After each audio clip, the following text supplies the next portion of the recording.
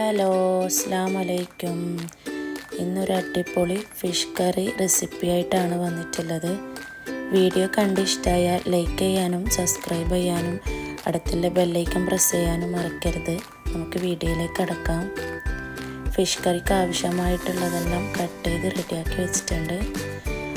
ആദ്യം നമുക്ക് 2 ടീസ്പൂൺ കുരുമുളക് തിളപ്പിച്ചെടുക്കാം.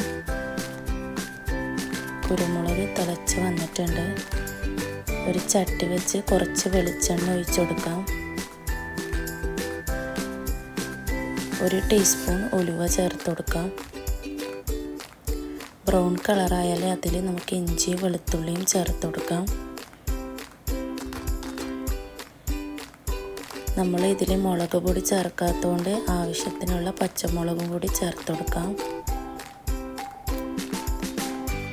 1 കപ്പ് ചെറിയ ഉള്ളി കട്ട് ചെയ്തതും കൂടി ചേർത്ത് കൊടുത്തിട്ടുണ്ട്.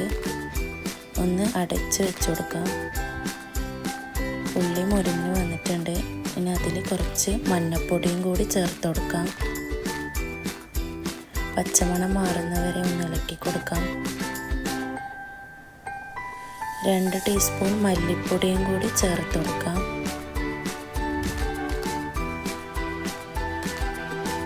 ഒന്ന് ഇളക്കി കൊടുക്കാം. പച്ചമണം മാറിക്കഴിഞ്ഞാൽ അതിൽ നമ്മൾ നേരത്തെ തിളപ്പിച്ച കുരുമുളക് അരച്ചതും കൂടി ചേർത്ത് കൊടുക്കാം. ഒന്ന് നല്ലോണം ഇളക്കി കൊടുക്കാം. അതിൻ്റെ പച്ചമണം മാറുന്നവരെ ഒന്ന് ഇളക്കി കൊടുക്കാം. നമ്മൾ അരപ്പുട റെഡി ആയിട്ടുണ്ട്. അതിൽ നമുക്ക് 1.5 മുറി തക്കാളി കട്ട് ചെയ്തതും കൂടി ചേർത്ത് കൊടുക്കാം.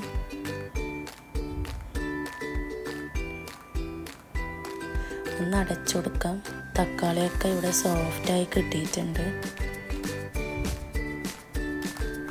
ഉള്ളിയും തക്കാളിയും ഒക്കെ നല്ല സോഫ്റ്റായിട്ട് മസാലയായിട്ട് കിട്ടിയിട്ടുണ്ട്.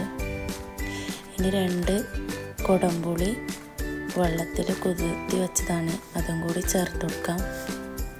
ആവശ്യത്തിനുള്ള വെള്ളവും കൂടി ചേർത്ത് കൊടുക്കാം. ഒന്ന് തിളക്കുന്നവരെ വെയിറ്റ് ചെയ്യാം. കറി ഇവിടെ തിളച്ച് വന്നിട്ടുണ്ട്. അതിൽ നമുക്ക് മീനും കൂടി ഇട്ട് കൊടുക്കാം.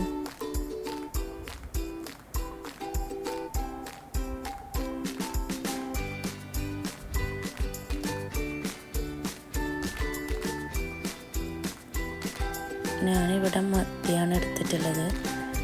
മത്തിയാണ് ഇങ്ങനെ വെച്ചാൽ ഒന്നും കൂടി ടേസ്റ്റ് ഉണ്ടാകാൻ. കറിയുടെ ഓൾമോസ്റ്റ് റെഡി ആയിട്ടുണ്ട്. കുറച്ച് കറിവേപ്പിലയും കൂടി ഇട്ട് കൊടുത്ത് കുറച്ച് പച്ച വെളിച്ചെണ്ണയും കൂടി ചേർത്ത് കൊടുക്കാം. ഇനി തീ ഓഫ് ചെയ്യാം. കറി ഇവിടെ റെഡി ആയിട്ടുണ്ട്.